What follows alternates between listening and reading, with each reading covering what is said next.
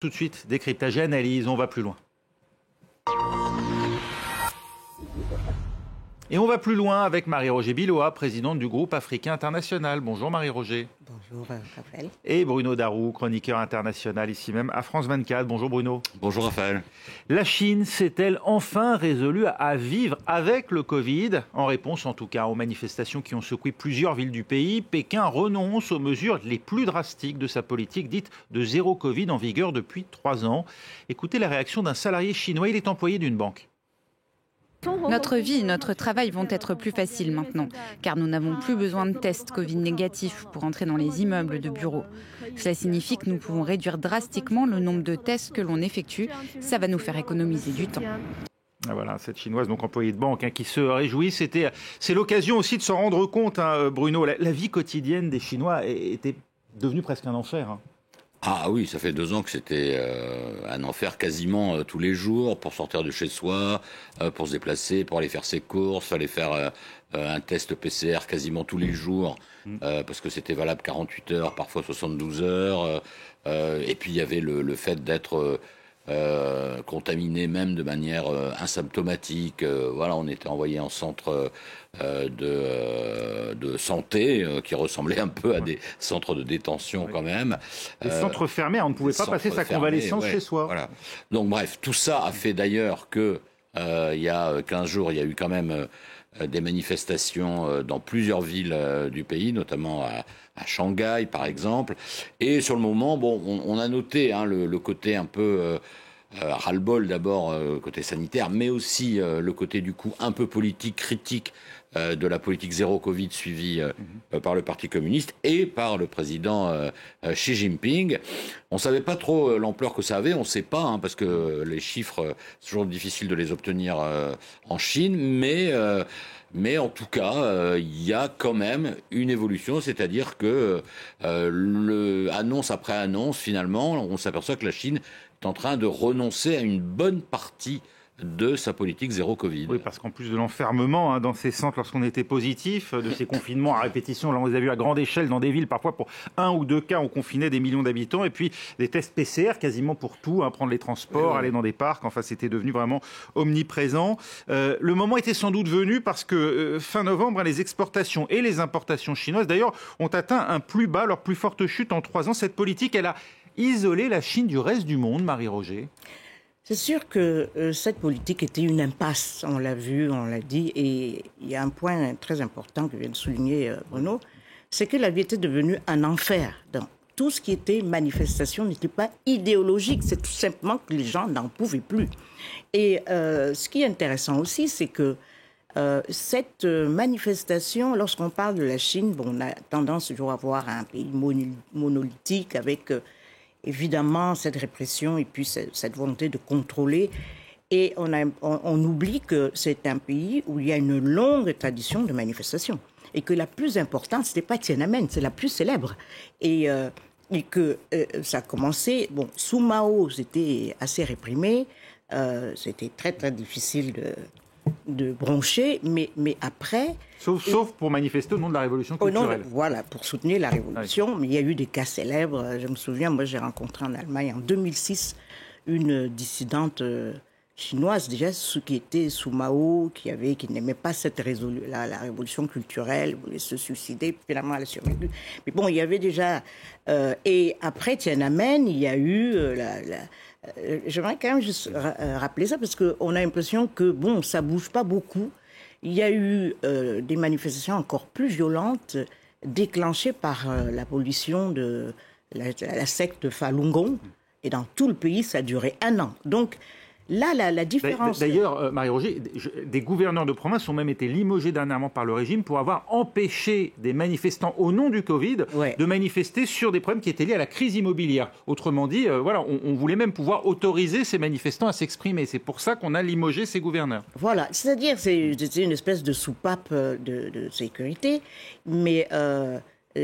je crois que ce qui a changé maintenant et le fait que Xi Jinping, malgré son intronisation comme ça, peut être en difficulté de manière plus structurelle, c'est parce qu'à l'époque de la révolution culturelle, on a complètement supprimé ce qu'on appelait la bourgeoisie.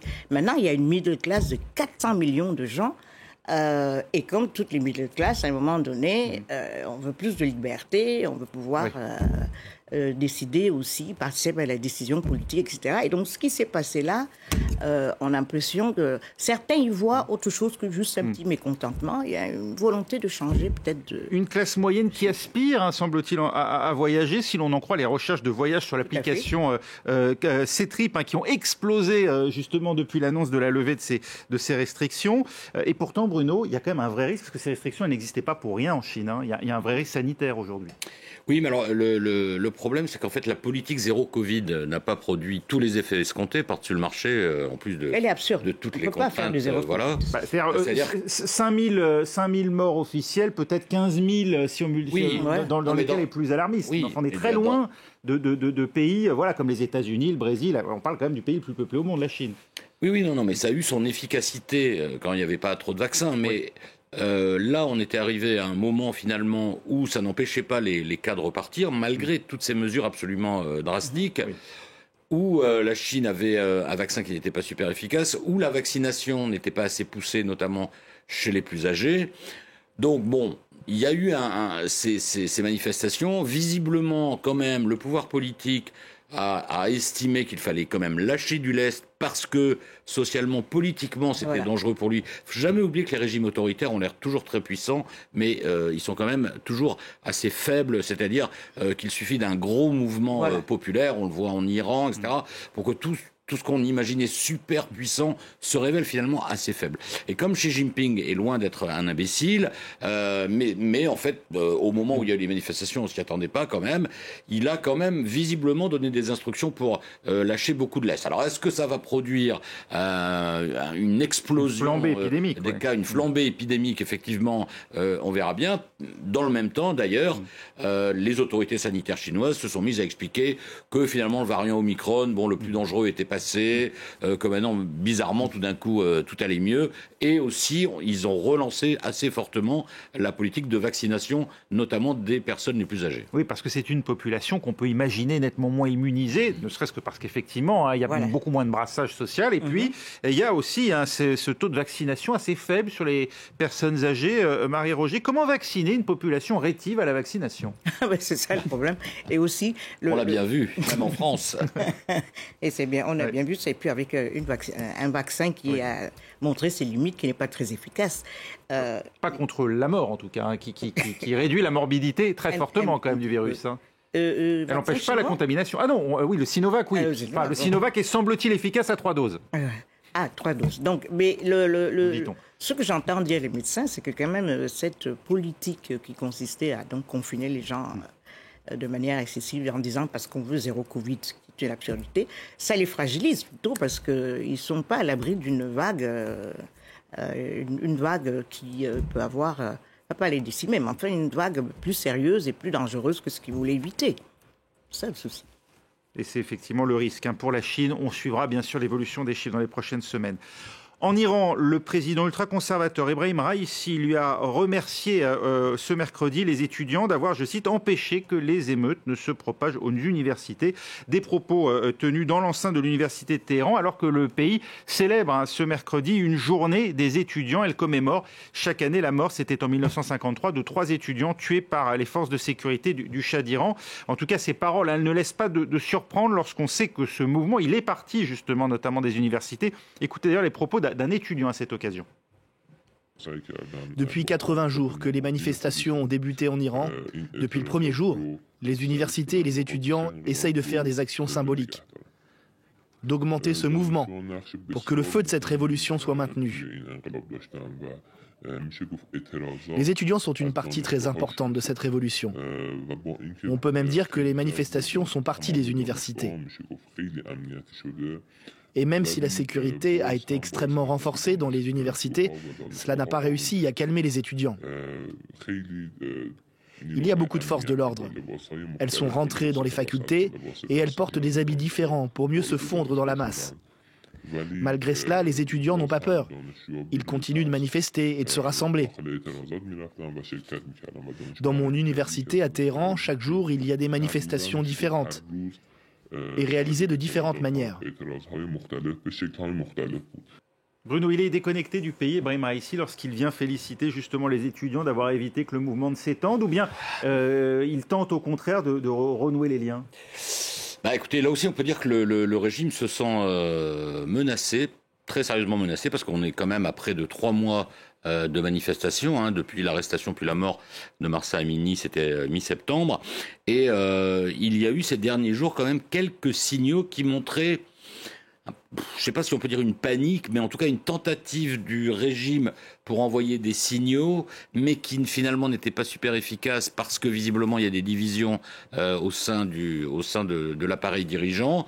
Il y a eu notamment ce week-end l'annonce de la suppression de la police des mœurs par le représentant de l'institution judiciaire, le procureur général Montazeri, mais qui n'a jamais été confirmé depuis par le ministère de l'Intérieur. Donc on ne sait pas ce que ça veut dire. Est-ce que c'était un leurre? Est-ce que c'était justement le signe de tensions internes assez vives? Et puis il y a aujourd'hui, après quand même 3 jours de grève générale, il faut le rappeler, le président quand même, Raïssi, qui se décide à aller finalement dans un symbole de ces manifestations à l'université, et qui dit à l'évidence une contre-vérité, qu'il n'y a pas de manifestation dans les universités, alors que les étudiants sont à la pointe du combat depuis presque 3 mois. Il y a aussi les déclarations de l'ancien président Mohamed Ratami, qui a été président de 97 à 2005, qui était considéré comme un réformateur, qui a été empêché de faire pas mal de choses, qui a été un peu mis de côté, mais qui est resté quand même à l'intérieur du régime, et qui a dit aujourd'hui qu'il fallait écouter quand même les slogans des manifestants, y compris femmes, vie, liberté, que c'était un beau slogan et que la liberté et la sécurité n'étaient pas obligées de s'opposer. Bon, alors on ne sait pas trop s'il dit ça pour critiquer le régime en place ou si le régime l'utilise pour servir un peu de médiateur envers ces manifestants.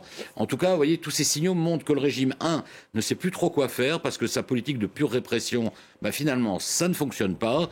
Mais la répression continue quand même. Il y a eu 5 exécutions décidées aujourd'hui contre des manifestants qui avaient visiblement tué un membre de la milice Bassidji. Et puis, voilà, c'est cette tentative de renouer le contact. Mais moi, je pense que c'est un peu trop tard et que ces manifestants, ils ont surtout envie de changer de régime pour changer de vie.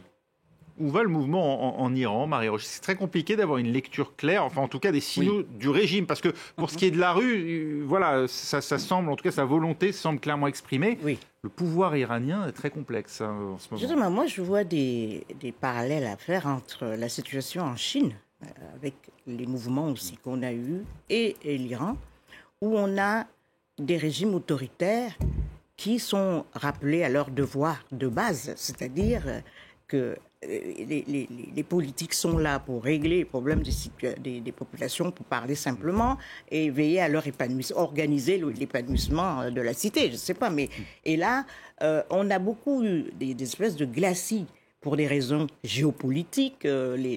On a beaucoup senti ça même maintenant, où la révolution est très très forte en Iran, où des gens se disent, oui, mais... si on manifeste trop fort et si le régime tombe, et qu'est-ce qui va venir après? Les Américains veulent qu'on soit faible.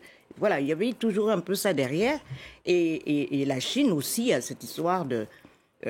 Xi Jinping est soutenu aussi parce qu'il y a une guerre déclarée par les États-Unis. Vous êtes l'adversaire, on aimerait... Votre développement économique nous gêne, etc. Évidemment, ça ressoude un petit peu les Chinois. Mais à la fin de la journée, comme disaient les Anglais, les gens, ils veulent circuler, voilà, ils veulent de la liberté, ils veulent une forme de bien-être que ces États autoritaires dont ils pensent pouvoir se dispenser, parce qu'ils disent que nous défendons face à l'Occident, nous défendons face à ça, mais il y a une population qui, à un moment donné, il n'y a plus d'idéologie, il y a juste le besoin de vivre correctement. Ouais, l'idéologie ne suffit plus dans ces 2 pays aujourd'hui à tenir la société c'est toujours un peu dans une économie parfois de rationnement ou de liberté contre. Voilà, justement, c'est toujours un peu le problème de ce régime autoritaire. Ils savent très bien, au fond, les dirigeants qu'ils se maintiennent au pouvoir en restreignant ou en supprimant, comme on voudra, beaucoup de libertés. Mais par exemple, dans le cas de la Chine, il y avait une espèce d'accord avec la population. C'est-à-dire, bon, on restreint un peu vos libertés, oui, c'est un pouvoir autoritaire, mais on vous garantit une prospérité économique. Moyennant quoi, on ne parlait pas de politique dans la rue. Voilà. Hein, vous ne dites rien, vous ne critiquez pas le régime, mais nous, on fera en sorte que vous viviez bien, justement. Et ça a fonctionné quand même pendant pas mal d'années.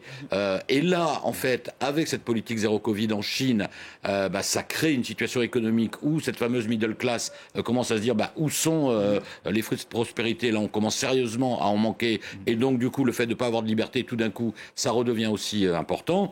Et en Iran, c'est un peu la même chose, sauf que les choix idéologiques du régime iranien, notamment sur le nucléaire iranien, ont provoqué des sanctions économiques qui, en quelques années, ont fortement impacté les conditions de vie de la population, qui là se dit, en gros, ras-le-bol. Et là aussi, pareil, les questions de liberté, quand même, reviennent à la surface très fortement. En Iran, c'est sur la question, notamment la liberté des femmes, la question du port du voile, notamment. Alors que c'est un peu mieux accepté finalement quand la situation, quand les fruits de la prospérité sont plutôt bien répartis. Dès qu'il n'y a pas ça, en fait, dans les régimes autoritaires, ça se fissure assez vite quand même. La fin d'une double instrumentalisation, le Covid par la Chine, les sanctions par l'Iran. Oui, enfin, la fin... Par des pouvoirs qui ont cherché à renforcer leurs moyens. Parce que beaucoup ont attribué aussi au Covid un prétexte pour le pouvoir chinois pour mettre en œuvre en fait des réformes qui sont par exemple la reconnaissance faciale, le suivi, le contrôle total de la population. Alors, fini, justement, on ne sait pas. Parce que dans le cas de la Chine, moi, je considère que c'est une situation beaucoup plus sérieuse qu'en Iran, parce que c'est justement cette middle class qui est capable de porter des réformes, ou faire aboutir des réformes et à la fois prendre le pouvoir ou l'exercer après. Et les révolutions disparaissent dans le sable quand il n'y a que la classe dirigeante autoritaire et pas... Oui. On est dans le cadre de pays avec de fortes diasporas à l'étranger qui communiquent aussi avec la population. On imagine bien qu'ils sont informés aussi de la manière dont vivent les gens à l'extérieur. Est-ce que c'est la diaspora qui prend le relais? Non, justement, c'est sur place qu'il faut pouvoir organiser une alternative. Et pour le moment, elle ne se dessine pas du tout. On voit ceux qui portent maintenant, ceux qui portent des fruits, c'est une lassitude face à la violence, où donc le pouvoir a envie de lâcher quelque chose, mais jusqu'où L'absence de leader, effectivement, on l'a pointé. On l'avait pointé d'ailleurs dans les manifestations de Hong Kong aussi. Il n'y a pas de leader en Iran. Est-ce que c'est pas un problème pour le mouvement au bout d'un moment? Au bout d'un moment, c'est toujours un problème quand il n'y a pas de traduction politique d'un mouvement, d'un leader qui propose autre chose, d'abord d'un point de vue politique, mais aussi d'un point de vue économique, sociétal, etc. Parce que, au bout d'un moment, malheureusement, le nombre ne suffit pas. C'est un peu pareil en Chine. Alors bon, il y a quelques dissidents, mais c'est vrai qu'il n'y a pas de mouvement organisé où le mouvement ne crée pas, en fait, pour le moment, de leader qui s'impose un peu, comme ça a été le cas pendant la Révolution. Au début de la Révolution, il n'y avait pas vraiment de leader, mais il y a très vite des figures qui ont émergé et qui ont incarné... Là, on n'a aucune figure. On ne peut pas pointer du doigt tel ou tel et on ne sait pas où on va. Merci beaucoup, Marie-Roger Billois. Merci également, Bruno Darroux. C'était On va plus loin. Retrouvez-nous dans 3 minutes pour un nouveau journal dans Paris Direct.